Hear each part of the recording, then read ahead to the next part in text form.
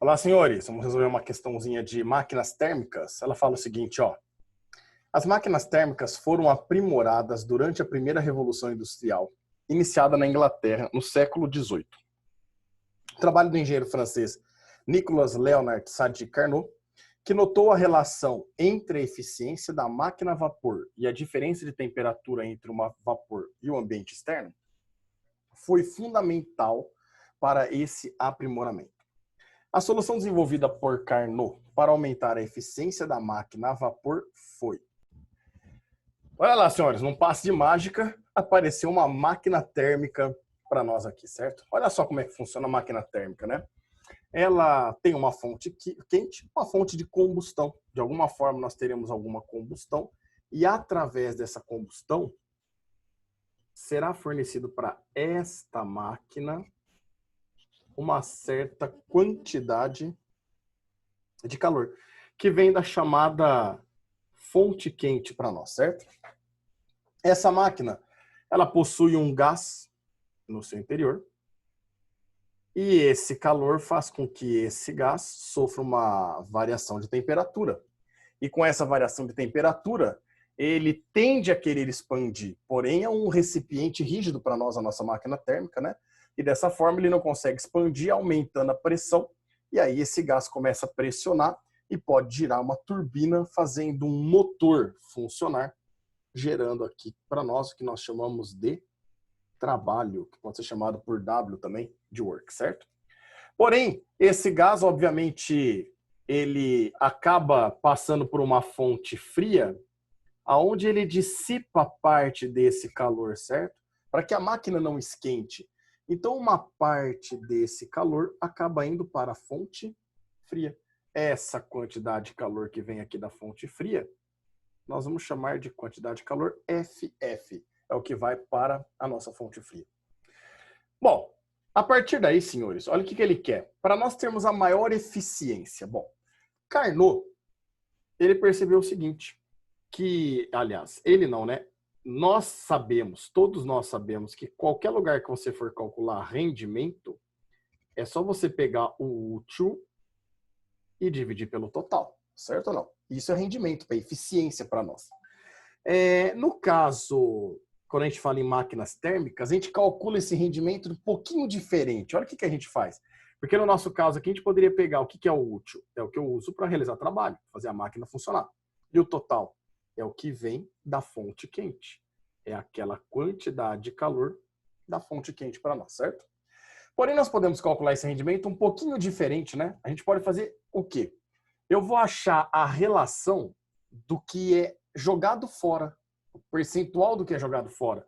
Então, ao invés de fazer o útil sobre o total, eu vou fazer o que é jogado fora, que é a quantidade de calor que vai para a fonte quente, e dividir pelo total, que é a quantidade de calor que veio da fonte quente para nós. Então, ficaria a quantidade de calor da fonte fria dividido pela quantidade de calor da fonte quente. Só que eu coloquei de novo um Q onde era um F, né? Porém, senhores, a hora que eu faço a relação, eu não estou descobrindo quanto eu usei, eu estou descobrindo quanto eu joguei fora, né? Um exemplo, vamos supor que o total que veio da fonte quente foi 100 joules. O trabalho, ele usou 80. Então, 80 sobre 100, eu estou utilizando 80%. Se eu pegar a fonte fria, foi 20 joules para ela. 20 sobre 100, eu estou jogando fora 20%. Só que nesse cálculo, a gente faz o seguinte. A gente pega um, que representa 100%, e tira o que foi jogado fora. É uma outra forma de dar o rendimento para nós também, né? Então, se eu pegar 100% e menos os 20% jogado fora, sobraram 80% que foi útil. Carnot percebeu que quando a máquina tinha a sua máxima eficiência, a relação entre a quantidade de calor da fonte fria e a quantidade de calor da fonte quente estava diretamente proporcional à temperatura da fonte fria. Então, vou chamar aqui, ó, temperatura da fonte fria e temperatura da fonte quente. Só arrumar aqui que eu também coloquei quezão, errado, né? Que era fonte fria FF. Então, olha só, ao invés de colocar a quantidade de calor pela quantidade de calor da fonte fria e da fonte quente, eu vou colocar a temperatura da fonte fria dividido pela temperatura da fonte quente. Aí olha que bacana. Para que a gente consiga ter o máximo rendimento, a máxima eficiência, a melhor eficiência possível, obviamente que o meu eta aqui, o valor que indica o rendimento, ele tem que ser o máximo. Para que isso seja máximo possível, esta relação aqui, ó, ela tem que ter o menor valor possível para nós, certo? Por exemplo, 1 menos 0,7 vai dar 0,3 de rendimento. 1 menos 0,2 já vai nos dar 0,8 de rendimento. Então, quanto menor for esse valor, melhor será o nosso rendimento. E para eu poder diminuir esse valor, o mais apropriado seria aumentar a temperatura da fonte quente. No momento que eu aumento a temperatura da fonte quente, eu acabo mantendo a temperatura da fonte fria, obviamente, que seria o ambiente, por exemplo, e esse é constante, né? Eu aumentando a temperatura da fonte quente, eu consigo aumentar o meu rendimento. Por quê? Porque esse valor em amarelo fica menor e eu tirando do 1 um valor menor, me sobra um valor maior. Então, a partir daí, senhores, olha só. Se eu preciso aumentar a temperatura da fonte quente, olha o que vai acontecer. Eu estou aumentando o fluxo de calor, certo? Porque com uma diferença de temperatura maior, eu aumento o fluxo de calor que vai da fonte quente para a máquina térmica. Aumentando esse fluxo de calor, eu estou dando mais calor para essas partículas, para esse gás dentro da máquina térmica, para o vapor, e ele tende a expandir mais, mas ele não consegue, porque o meu recipiente é rígido.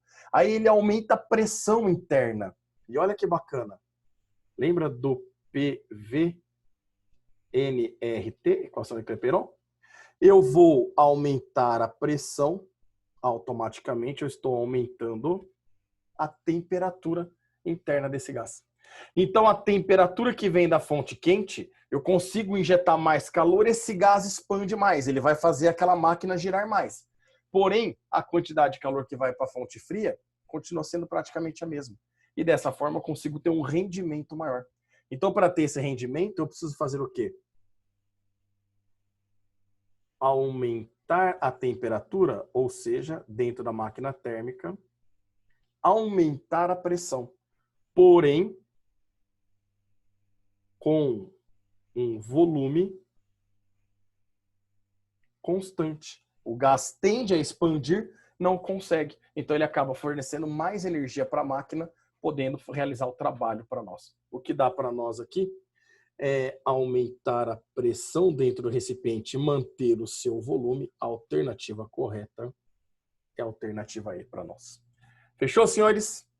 Um grande abraço e se curtir, dá um apoio aí, assina aí, se inscreve no canal, dá o seu likezinho aí e bota dedo no sininho. Um grande abraço.